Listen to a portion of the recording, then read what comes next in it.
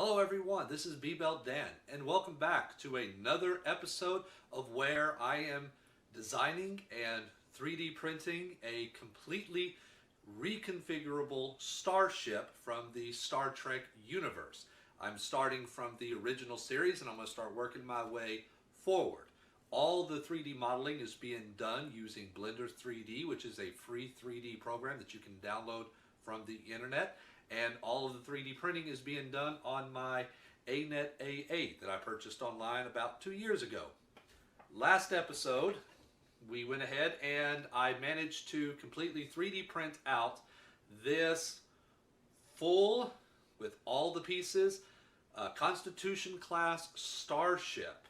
And from there, we was able to get a couple of different configurations by itself.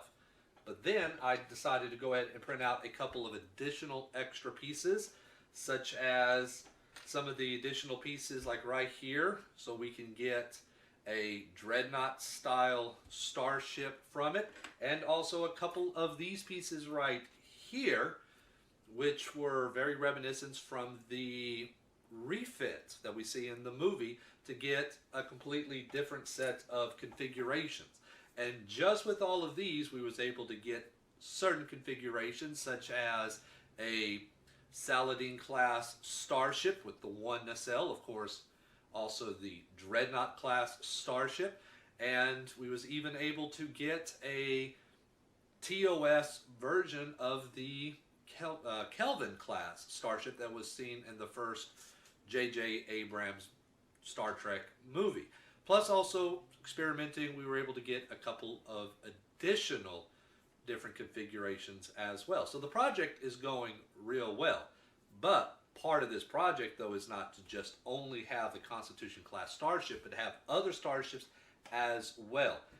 Think of it like this: if this was mass produced as kind of a toy, let's say, you could go out and buy the whole Constitution class starship, get some configuration, but then you can buy another starship, let's say the Ptolemy class starship, and take pieces off of that and mix and match those two pieces together to kind of kit bash your own starship. So with that thought in mind, I decided to go ahead and design and 3D print out another starship.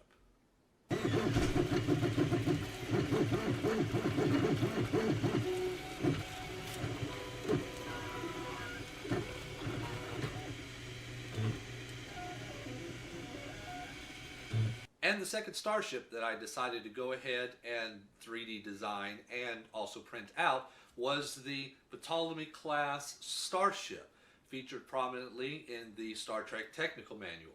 This is a tug with two lower slung nacelles, and it had a deflector dish mounted at the bottom where the planetary sensor dome would be, and there would be a neck, but the neck would be able to attach different tugs or different additional hulls that served a variety of different purposes, transporting goods. I believe there was even for troop transport and even like a luxury liner type design, if I remember correctly.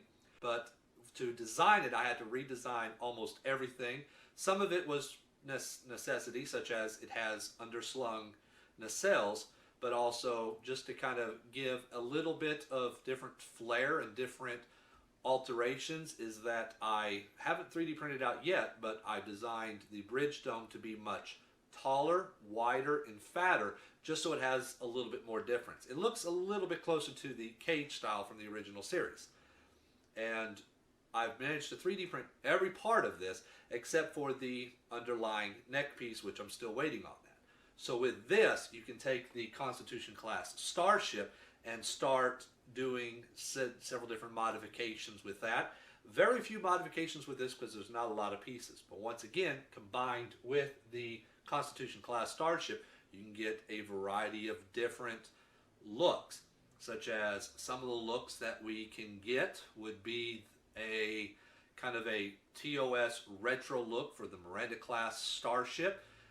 There could be one to where you could think of it as almost like a variation of the Ptolemy, to where, but instead of having exchangeable underslung compartments, There would be a dedicated secondary hull, and you can even do a three-prong using pieces from the Dreadnought class starship to do a three nacelle version of the same ship. So many different little ways of how we can modify and interchange all of those pieces.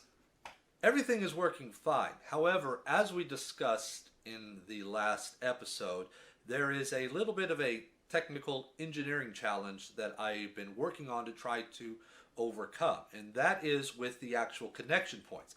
Because as we can see right here on this ship, it's not a very strong connection. It's very wobbly, and as you start to play with it, it comes out very easily.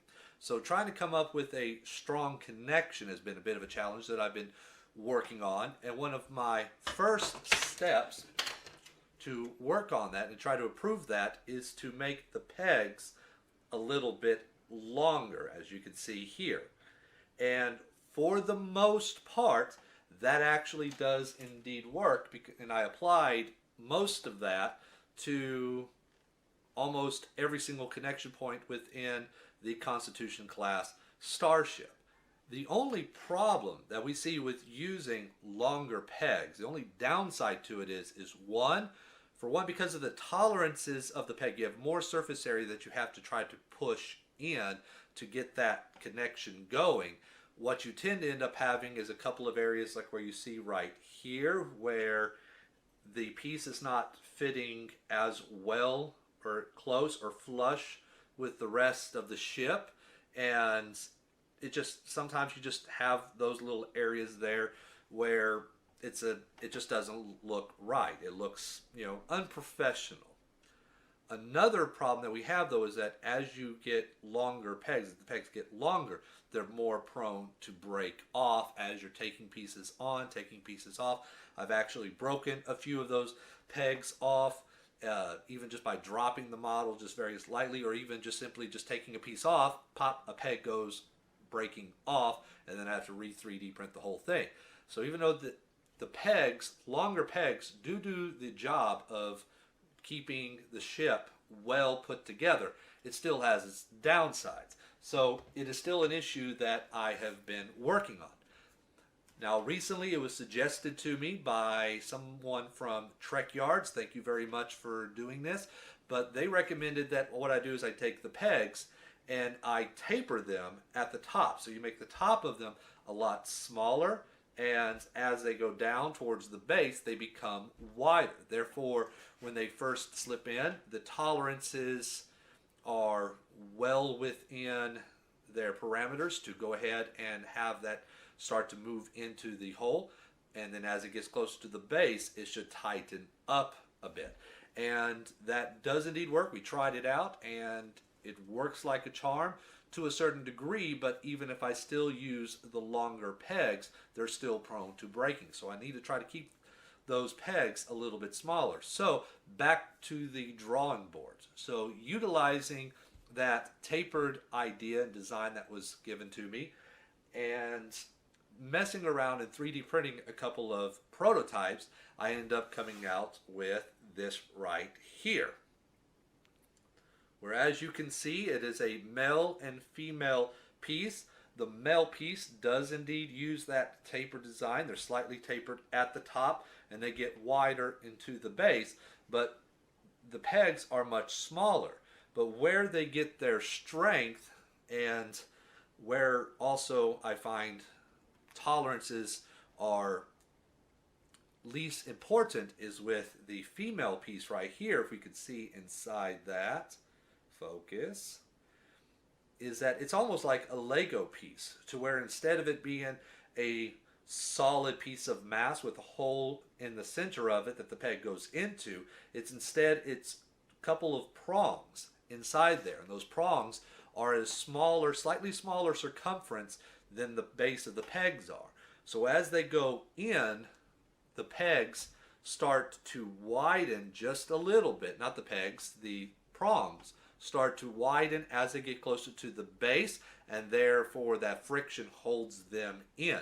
And it does such a good job, you can actually almost hear, don't know if y'all can hear that, but you can hear it snapping open and snapping closed.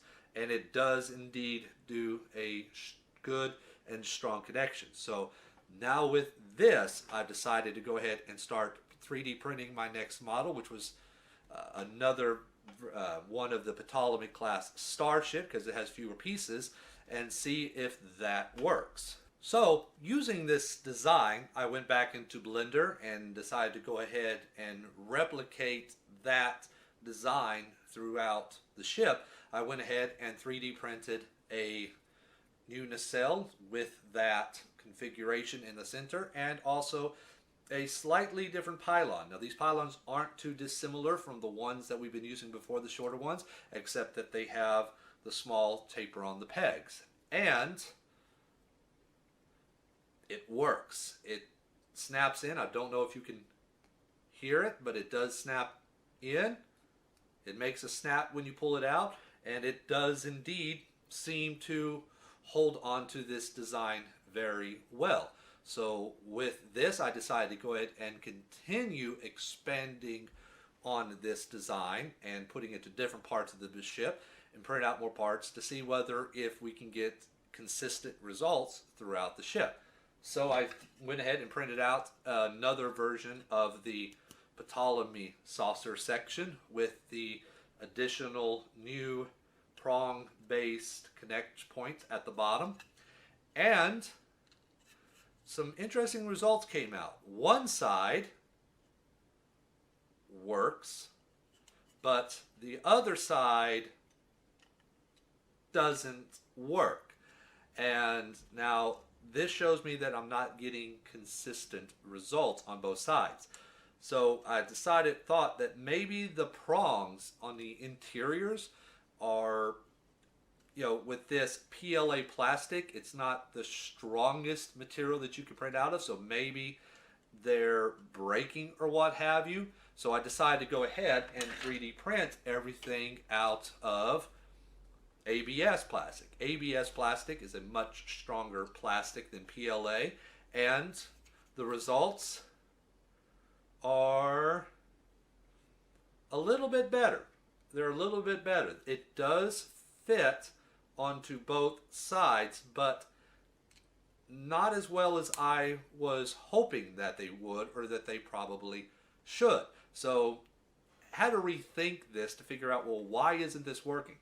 Why did it work on my smaller model, but not on these larger models? So after some time of mulling it over, trying different designs, 3D printing out some additional pieces, I ended up noticing, when I looked a little bit closer, that the difference between my prototype that I had here and the pieces that I'm printing is the orientation that this piece was printed, as opposed to this piece right here, and even this piece right here with the pylon.